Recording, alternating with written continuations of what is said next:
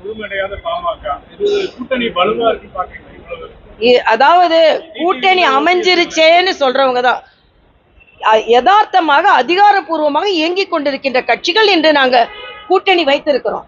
உட்கட்சியில எவ்வளவு நான் கேட்கிறேன், காங்கிரஸ்ல என்ன முழுமை அடைஞ்சிருக்கா? முழுமை அடைஞ்சிருக்க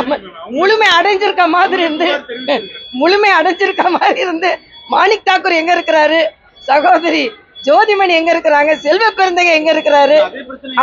அதே பிரச்சனை எல்லாம் எங்களுக்கு இல்ல. நாங்க வெளியே முழுமையா தெரிஞ்சா கூட அது தெரியுது. இங்க அப்படி இல்ல, தெரியாம உள்ளுக்குள்ள புழுங்கி கொண்டே இருக்கிறார்கள். காங்கிரஸ் இப்ப திமுக கூட இருக்குமா இல்லையா நமக்கு தெரியாது. அண்ணன் திருமாவளவன் உள்ள இருக்காரான்னு தெரியாது. நாங்க யார் இருக்கிறோமோ அது தெரியுது. அதனால நிச்சயமாக நாங்கள் பலமாக இருக்கிறோம், அவங்க பலமாக இருக்கிற மாதிரி பலவீனமாக இருக்கிறார்கள் என்பதுதான் எனது கருத்து. அதனாலதான் எப்ப பார்த்தாலும் அமித்ஷாவே ஞாபகத்துக்கு வந்துட்டு இருக்காரு. அது இன்னும் கால அவகாசம் இருக்குது, என்ன முடிவு எடுக்கிறாங்கன்னு பார்க்கலாம்.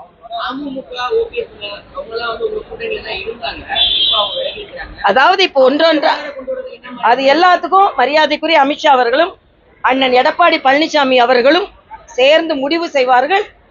இப்ப பாமகவும் சேர்ந்து இருக்கிறது. அதனால சகோதரர் ராம்தாஸ் அவர்களும் முடிவு அந்தந்த கட்சி தலைவர்கள் எல்லாம் இணைந்து பணியாற்றுவார்கள்.